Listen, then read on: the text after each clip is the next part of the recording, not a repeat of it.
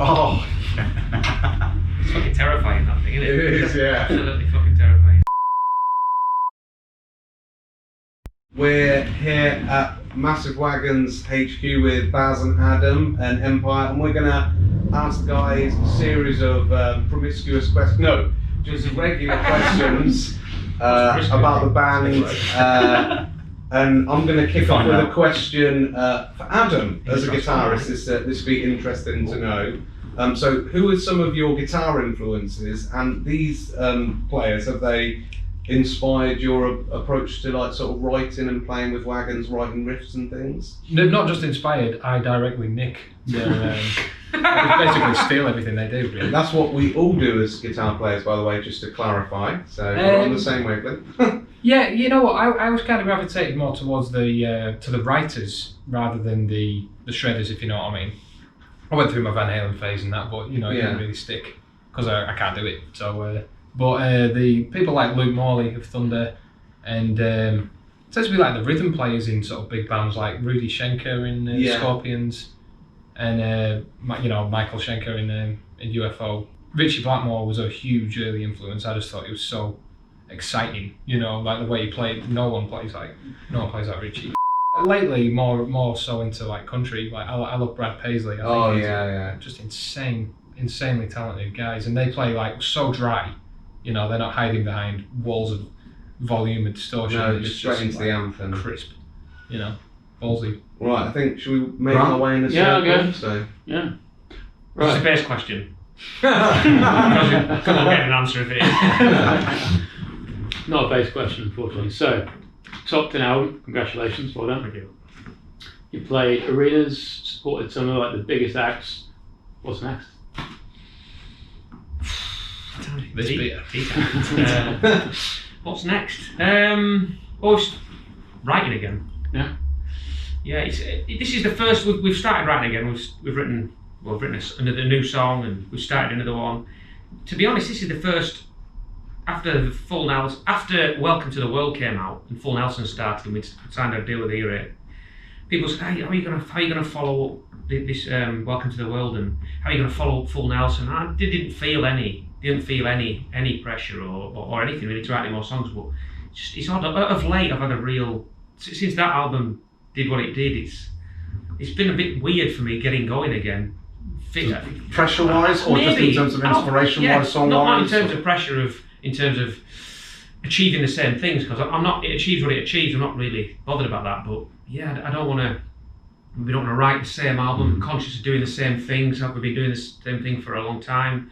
Do we want to change what we do? But if we do, will we be any good at that?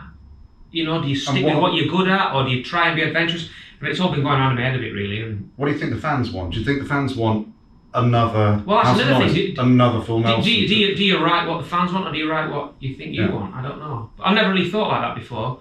But because we're sort of 5 albums in and writing a 6th album, you start to think, we're doing the same thing. And it's kind of like a new cycle, because at this point with any other album we'll be like looking at tours, and you know, we'll be in the middle of tours and things like that, and we'll be still well and truly kind of in the sort of like the middle of this album, whereas because there's not, once the album's out, it sort of feels like, well, that's over, you know. It's like already looking to the next one a lot sooner than we were. You've done a lot of stuff that other bands, you know, aspire to do. Do you have something that I want to do that? Is there something that you want to achieve that you haven't done yet? Ooh, that's a good question. That's a good question. I guess my definition of made it, I guess, is when you're sort of dead secure and doing it, you know, full time, which we're very. You can afford to write a shit album. Yeah. But you're very aware with it. Very fortunate. You want the comfort blanket. Don't matter. Very fortunate to be in the position that we are. I mean, we're consider ourselves extremely lucky at the moment that this Wagons World thing that we've sort of created we were kind of forced into it because of the work situation. But we do this full time now. You know, I consider myself very lucky to be able to. Which is a great achievement to be able to do that. Yeah, I mean, I have actually written a monthly send out thing we do to all on our email list, and I actually said in it, I don't know if this would actually be considered a success in any of the corner of any of the business. After 10 years, we can finally say we can do it full time. You know, Feed our kids. it's only taken 10 years to establish ourselves. I think that's It's not a great business model, is it? something that a lot of people don't realise about bands. We get asked as a band like way below your level in terms of like, oh, so you give them day jobs then, guys? What you do? It's like, no, not even close to doing that. And it's like, yeah, as a business model, wow, yeah, no, like as a band that's trying to make it, it's a terrible business model, isn't it? Next question, Elliot. One for both of you. How was playing Wembley as a whole? It's not a hole, it's a nice place. Where was that again? Wembley. I thought that's what you said. Yeah, it was.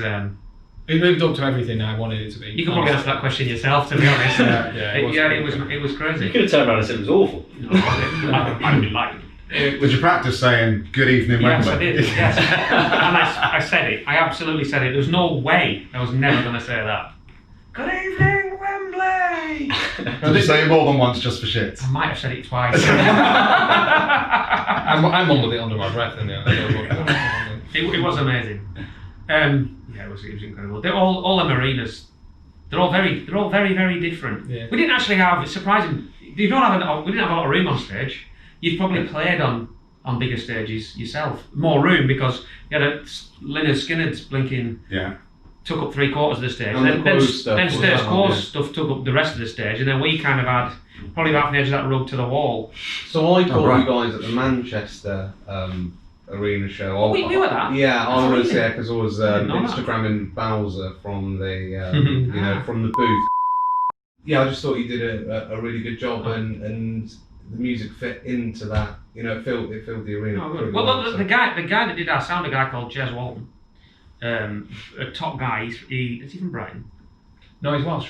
Is he? He's living in Brighton. But he'll love you for saying that. I thought he lived in He Brighton. does love it. He lives in Hove, yeah. He's a great guy. Is that strong Brighton accent?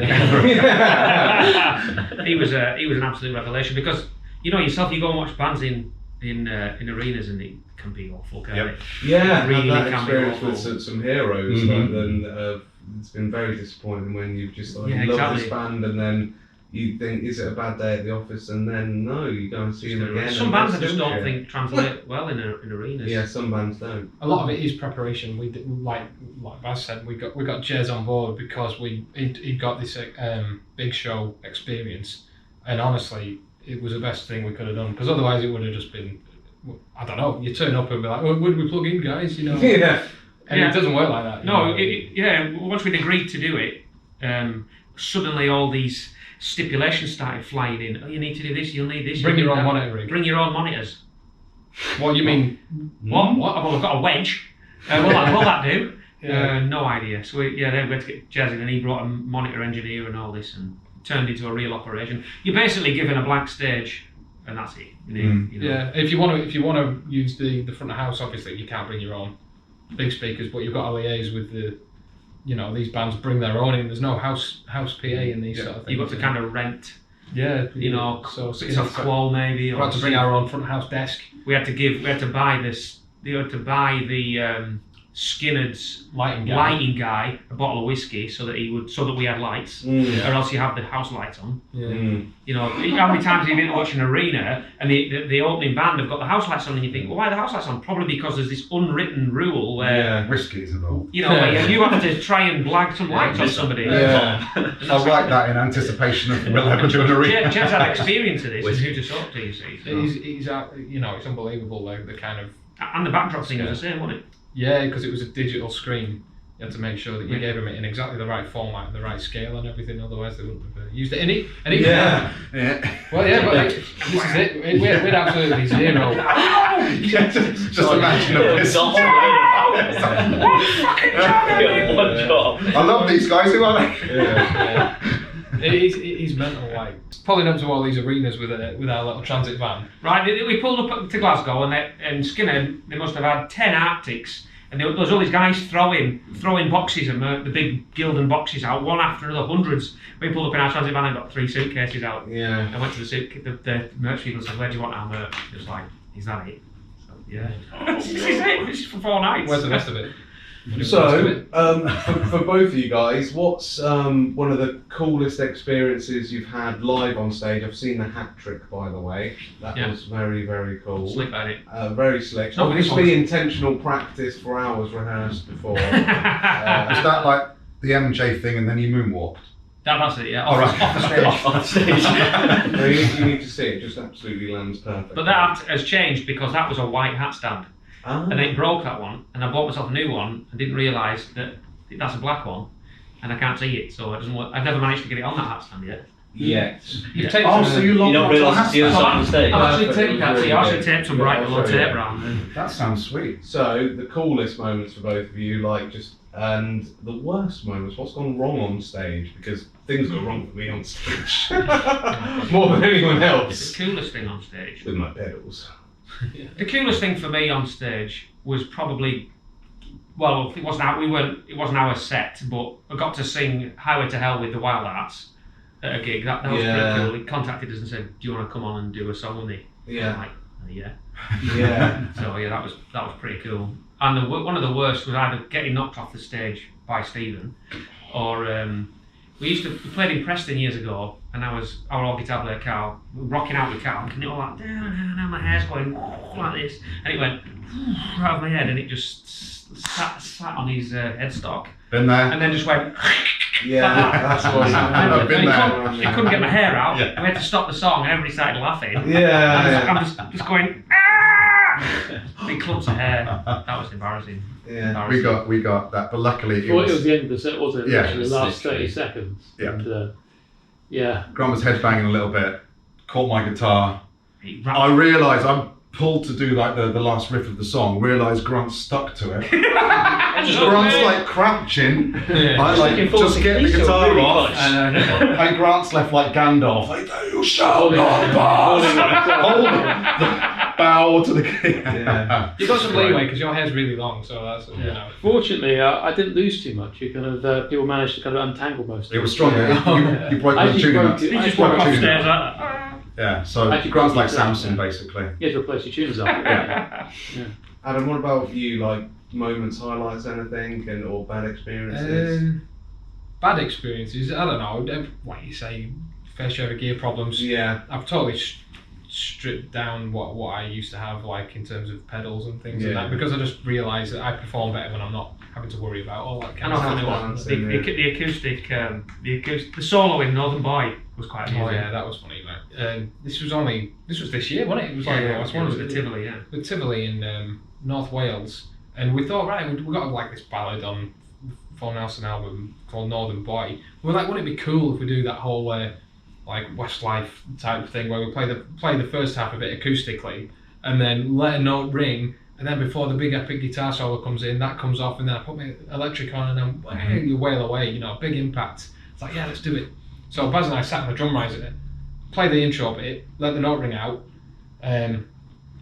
Guitar tech, who shall remain nameless, comes over, gives me my electric.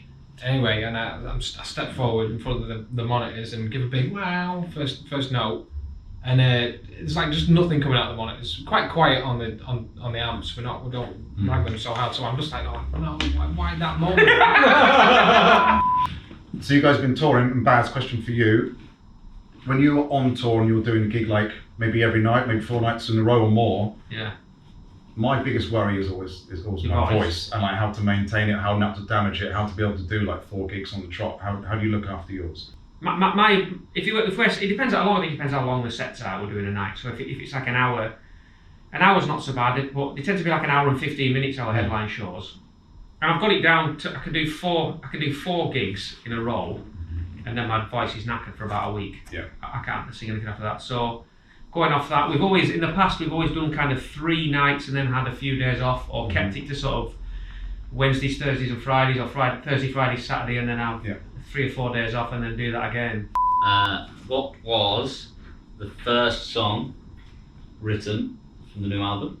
The first song written? Yeah. And where did it come from? If it came I don't from think the anything. first song written for the album is actually on the album, is it? Brilliant. No, I don't know. well, yeah. I think Professional Creep was one of the first. We wrote a song about Lobotomy Smile, called Lobotomy Smile, about Carnforth.